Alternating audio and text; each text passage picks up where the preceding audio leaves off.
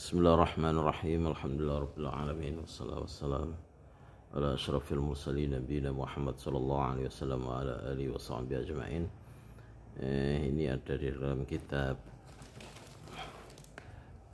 Hasyiatul Allamah Ibnu Hajar Al-Haytami, syarah dari kitab kita. Penjelasan tentang sunnah-sunnah di waktu melakukan wukuf bi Arafah. Amma sunnahul wukuf wa adabu fakasirah. Sunnah-sunnah wukuf di Arafah itu banyak sekali. Ahaduha yaghtasila binamirah lil wukuf. Pertama adalah mandi di namirah, mandi untuk wukuf. Lah ini tidak dijalankan oleh jamaah haji Indonesia. Kemudian yang kedua, asaniya alla yadkhula Arafat illa ba'da zawal was salatain. Yang kedua kesunahnya adalah tidak memasuki kawasan Arafah kecuali setelah tergelincir matahari dan setelah melakukan sholat zuhur asar dengan dijamak takdim. Ini pun juga tidak dilakukan oleh jamaah haji Indonesia, karena masuknya jamaah haji Indonesia ke Arafah itu tanggal 8. Kemudian yang ketiga, as-salisa yakhtubal imam khutbataini wa jama' as-salataini kama sabaq.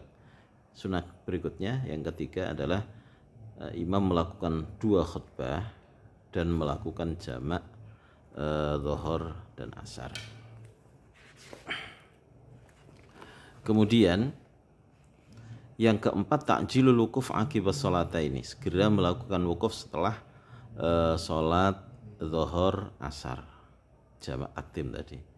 Al-khamisa yahrusa 'alal wukuf bi mauqifi Rasulillah sallallahu alaihi wasallam inda saharat. Jadi yang kelima adalah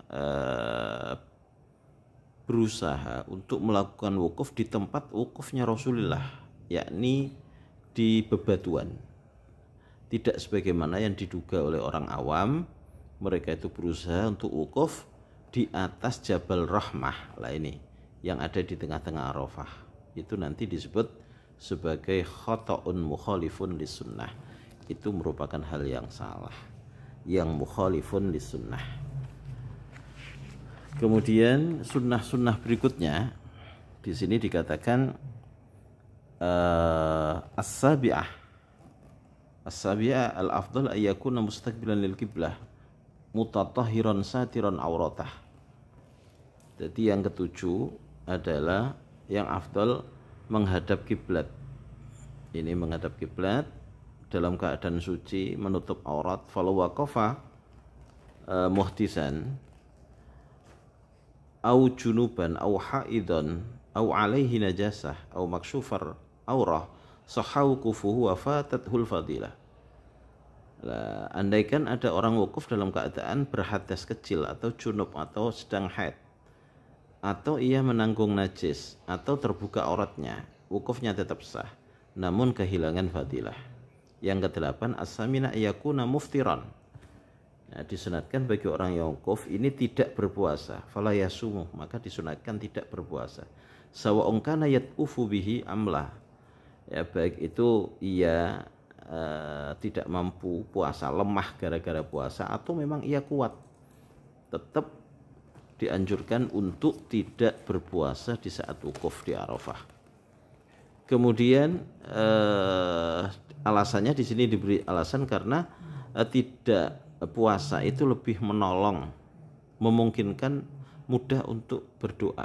Waqad sabata fi sahih anna Rasulullah waqafa muftiran. Ada keterangan di dalam hadis sahih bahwa Rasulullah itu wukuf dalam keadaan tidak berpuasa. Wallahu taala alam. Kemudian at-tasi'ah. Di sini at-tasi'ah. At-tasi'ah yakuna hadiral qalbi. Kesunahan yang berikutnya yang ke-9 ini adalah hadiral qalbi, hatinya itu hadir, khusyuk, farighan minal umur syaghilah anid du'a, kosong dari hal-hal yang menyibukkan dirinya dari doa. Wa yambaghi ayyuqaddima qada'a asghalihi qabla zawal. Sebaiknya orang yang wukuf ini mendahulukan kepentingan-kepentingannya hal-hal yang menyibukkan dirinya diselesaikan sebelum zawal. Wa yatafarragh bi dhahiri wa batinihi an jami'il alaik, dan ia mengosongkan zahir maupun batinnya dari semua hal-hal yang menyibukkan dirinya. Jadi bagaimana di saat wukuf ini dimulai, hatinya sudah tidak disibukkan oleh yang lain. Al-ashir ayyukthira minad du'a wa tahlil wa qiraatil Qur'an. Kesunahan yang ke-10 adalah memperbanyak berdoa, memperbanyak baca kalimat tauhid la ilaha illallah, dan memperbanyak baca Al-Qur'an. Fahadhihi wadhifatu hadzal maudi al-mubarak. Inilah pekerjaan atau tugas di tempat ini yang barokah ini. Wal yuqassir fi dzalik fa huwa mu'azzamul haji wa mukhuhu wa matlubuhu. Dan jangan sampai wala yuqassira, jangan sampai ia itu sembrono di dalam masalah berdoa, tahlil, qiraatul Quran. Karena apa? Karena wukuf di Arafah itu mu'azzamul hajj. Itu adalah rukun terbesar di dalam haji. Wa mukhuhu, merupakan inti sari dari haji itu sendiri, dan yang sangat diharapkan. Wa fil hadits sahih al-hajju Arafah. Bahkan ada di dalam hadis sahih ada kata-kata al-hajju Arafah dan lain sebagainya. Ini di sini itu ada keterangan juga wa yambaghi ayyuksira anit tadarru' fihi wal khusyu'. Jadi sebaiknya memperbanyak tadarru' kepada Allah, khusyuk, dan juga wa idhari du'afi. Wa idhari du'afi itu menunjukkan lemahnya, wal iftiqar wal dhillah dan merasa butuh kepada rahmat Allah dan merasa hina. Wa yuliha fid du'a, merengek-rengek di dalam berdoa. Wala istabti al ijabah lainnya, tidak menganggap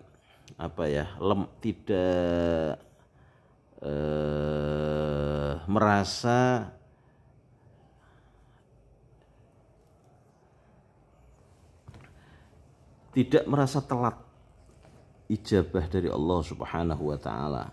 Bal yakunu qawiyar raja' lil ijabah. Namun ia itu harus kuat harapannya bahwa doanya itu diijabahi oleh Allah. Wa yukarrir kullah du'ain salasa, disunatkan untuk mengulangi setiap doa itu 3 kali. Setiap doa yang dipanjatkan itu diulangi 3 kali.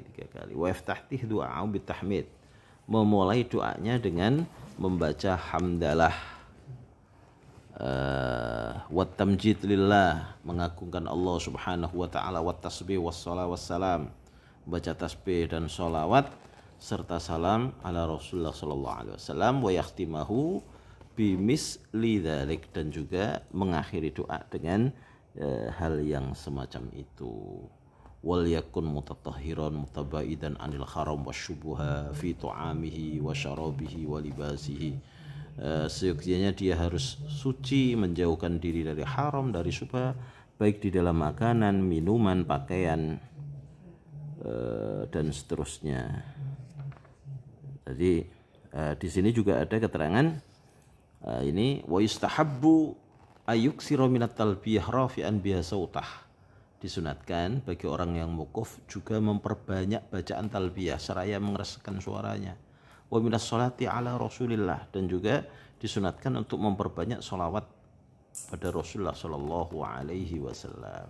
Wa yanbaghi ayatiha bihadil anwa kulliha, fataratan yad'u wa taratan yuhallil wa taratan yukabbir wa taratan yulabbi wa taratan yusalli 'alan nabi wa taratan yastaghfir wa yad'u munfaridan wa ma'a jama'ah wal yad'u li nafsi wa walidayhi wa aqribihi wa suyukhi wa ashabi wa ahbabi wa asdiqaihi wa sairi man ahsana ilaihi wa sairil muslimin. Sebaiknya ia melaksanakan berbagai macam tadi itu, ada kalanya dengan berdoa, kemudian dengan bertahlil, kemudian dengan bertakbir, dengan baca talbiyah, kemudian juga ada sholawatnya, ada juga istighfarnya, ada juga berdoa sendirian atau berjamaah juga, dan juga mendoakan dirinya, kedua orang tuanya, kerabatnya, guru-gurunya, sahabatnya, kekasihnya, teman-temannya, dan orang-orang yang berjasa kepada dirinya.